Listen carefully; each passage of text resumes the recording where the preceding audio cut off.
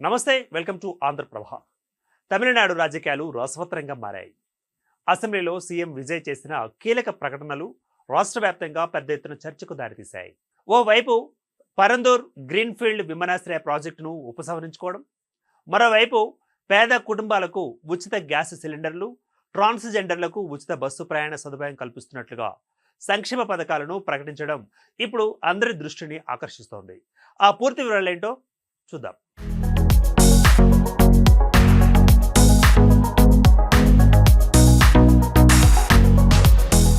పరందూరులో ఏర్పాటు చేయాలనుకున్న రెండవ విమానాశ్రయం వలన అక్కడ ఉన్న వ్యవసాయ భూములతో పాటు స్థానిక ప్రజల నివాసాలు దెబ్బతినే అవకాశం ఉందనే విమర్శలు వస్తున్నాయి.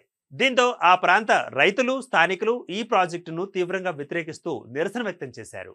వారి ఆందోళనలను పరిగణలోకి తీసుకున్న సీఎం విజయ్ స్థానికుల జీవన ఉపాధిని కాపాడడానికే తమ ప్రభుత్వం మొదటి ప్రాధాన్యత ఇస్తుందని తేల్చి చెప్పారు. చెన్నైకి రెండవ విమానాశ్రయం అవసరమే అయినప్పటికీ రైతులు, ప్రజలకు తక్కువ నష్టం కలిగించే ప్రత్యామ్నాయ స్థలాలను పరిశీలిస్తామని అన్నారు.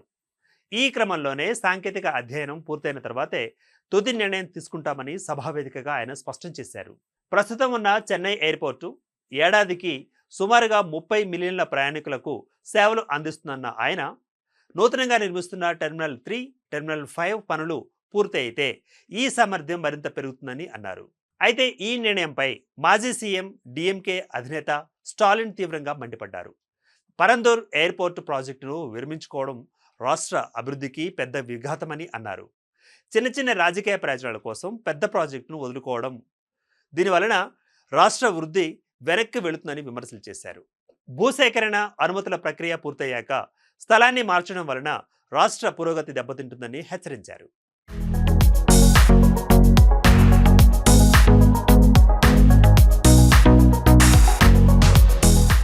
ఇది ఇలా ఉంచితే సంక్షేమ రంగంలోనూ సీఎం విజయ్ మరొక కీలక నిర్ణయాన్ని ప్రకటించారు.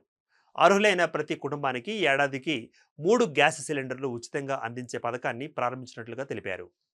ఏడాదికి 2.5 లక్షల రూపాయల లోపు ఆదాయం ఉన్న కుటుంబాలు, ఆర్థికంగా వెనుకబడిన వర్గాలతో పాటు రైతులు, దివ్యాంగుల కుటుంబాలు ఈ పథకానికి అర్హులు.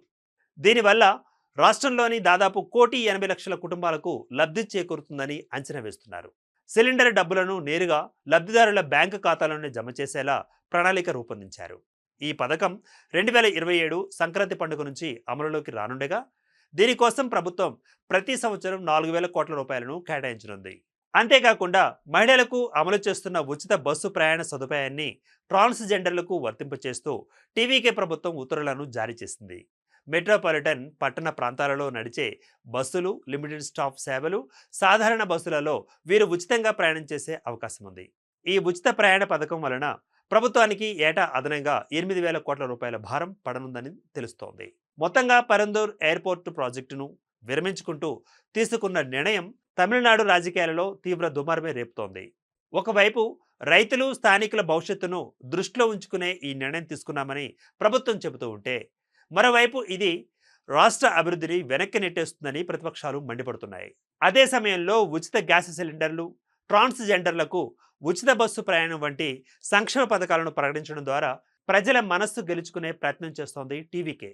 అయితే ఈ కొత్త నిర్ణయాలు రాష్ట్ర భవిష్యత్తును ఏ మలుపులు తిప్పుతాయి? ప్రతిపక్షాల విమర్శలకు ప్రభుత్వం ఎలా సమాధానం ఇస్తుంది అనేది రాబోయే రోజులలో తేలనుంది. Keep watching Andhraprabha.